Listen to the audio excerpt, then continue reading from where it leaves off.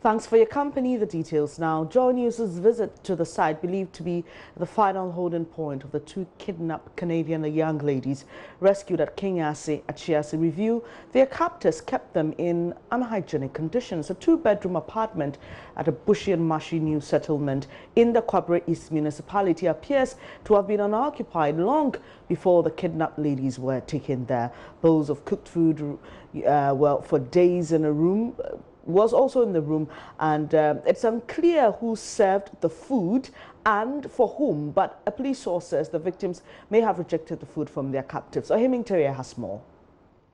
19-year-old Bailin Chiti and Lauren Patricia Catherine had been missing for about a week after four men bundled them into a red Toyota Corolla car at the entrance of their private hostel at Incheso in Kumasi. CCTV footage of the scene is said to have led to the arrest of about 10 people in separate operations at Sawaba in Asokore-Mampong municipality and Kenyasi-Achiase, leading to the rescue of the women. Police crime scene team had cordoned off the area as handful of residents witnessed events in disbelief. At the time of our visit, police personnel had picked what they say is a grenade at the scene. Spent shells, believed to have been fired from shotgun, are scattered at the scene. It feels very stuffy in the two rooms, with personal belongings of male adults scattered all over. The mattresses and blankets, believed to have served as resting place for the Canadian women, look very dirty on the floor. The two rooms have uncompleted bathroom in between them, with wet floors indicating very recent usage. A few residents have met a very reserved gentleman who lives in that house. This woman who witnessed the rescue operation tells JoyNews little is known about the occupant, who is always seen in winter hats. I know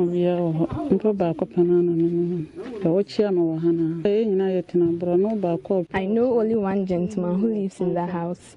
We exchange greetings anytime we meet. I only heard of the kidnapped women after police rescued them. The last time I saw him was during the Eid al-Fitr. I have since never set eyes on him.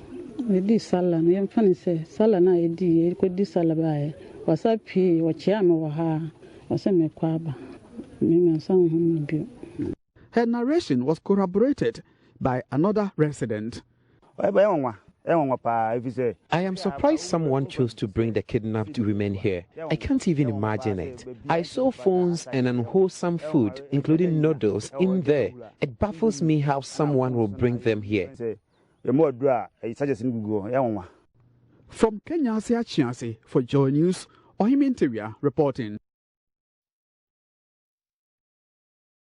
Now let's bring you that CCTV footage capturing the alleged kidnap process. Ohiming referred to that in the report you just watched. So, well, that car that you just saw is believed to be the one that was used to capture or kidnap these young Canadian women.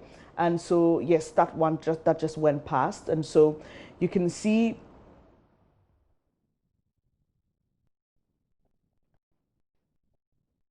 come back, and you would observe that when the vehicle comes back, it appears that the door was probably trying, someone in there was trying to open that door. You just see that shortly. And so that car, the red-looking car you just saw, is believed to be the one that was used for the kidnapping process. And so you can see there's a gate, and this CCTV footage actually is coming from a neighbor to that hostel where these young girls were staying.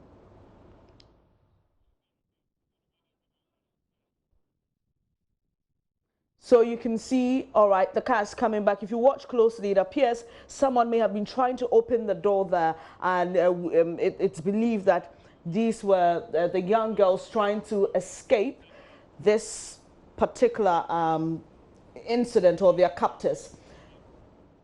So Ohiming joins us via Skype. He got that CCTV footage, and also he's got details from some residents close to the rescue area who say they are receiving death threats from some unidentified persons. Oheming, before you give us details of how this CCTV footage was gotten, tell us the death threats that these people are receiving, and in what manner have the threats been communicated? Thank you, Bernice. Actually, we were in the community yesterday to speak to some residents who live nearby. As you monitored from our report, we protected the identity of the residents that we spoke to.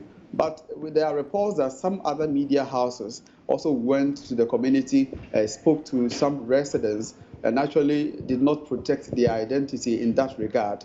So these are residents who are receiving death threats from people that are, believed to be close relatives or friends or associates of some of the suspects who have been picked up by police in relation to the kidnapping of the Canadian woman. But we have been trying so hard to get a word or two from residents on record, but they say that they are yet to report the incident to nearby police at Kenyasi in the Kwabri East municipality of the Ashanti region. But the indication is that they will soon be at the police station to lodge official complaint of threats on their lives. Oheming, so just run us through again the CCTV footage that we see there. There are a number of cars that enter a certain gate, and that's believed to be the hostel where these young girls were living. The footage is actually from a neighbor's CCTV. But run us through what you were told by security officials with regards to how the kidnapping actually occurred. Yes, this CCTV footage was captured on June 4, 2019 at about 8:25 p.m. When the two Canadian women, there were three actually in that, the vehicle that you saw, a small car that just, took the lead, is a Uber car that actually transported them from the restaurant at Asokwa.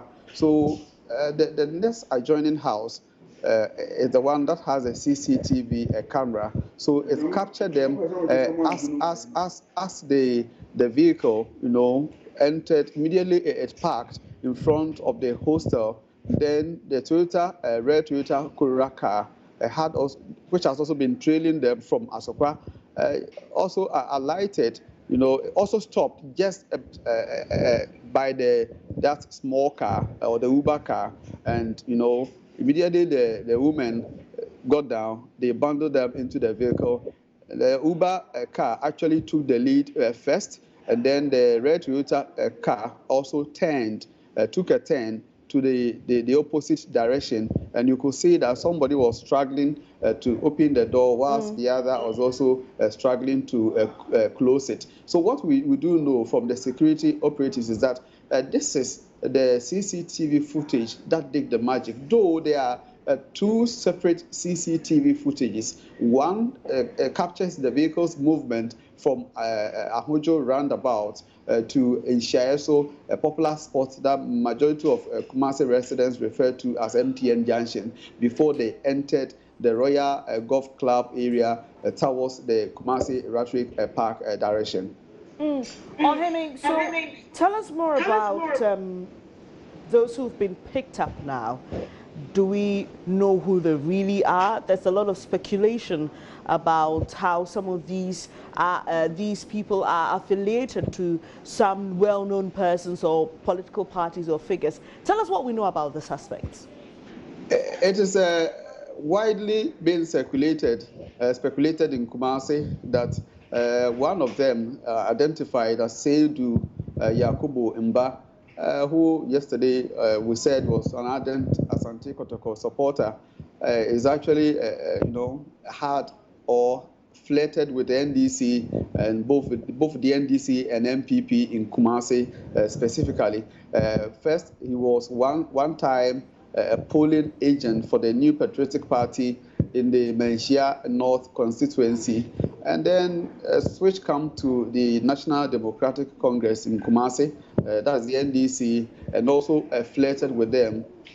He has been with the NDC. That is the claim or the speculation in town, until his arrest by the security operatives for his involvement in the kidnapping of the Canadian woman.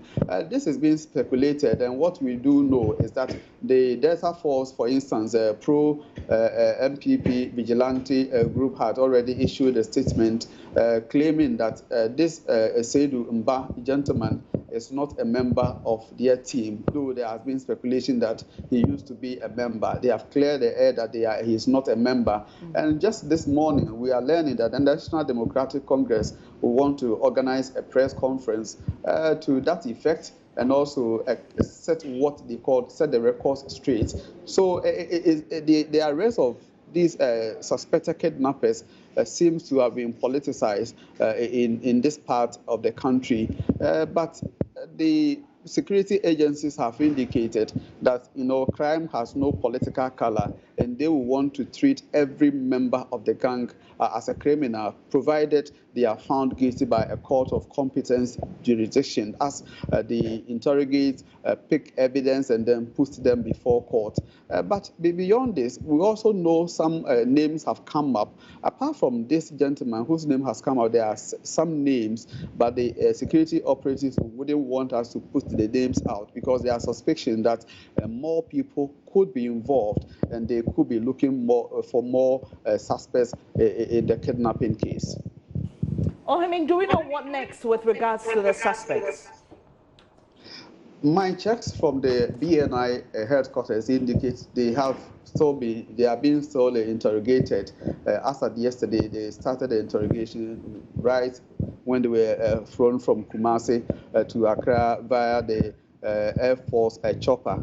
So the interrogation will continue today, and if possible, the 8 persons, the 3 Nigerians and 5 Ghanaians, will be put before a court today. It is not clear that of which court they will be put before, but what we do know is that there's indication that these suspects will be arraigned.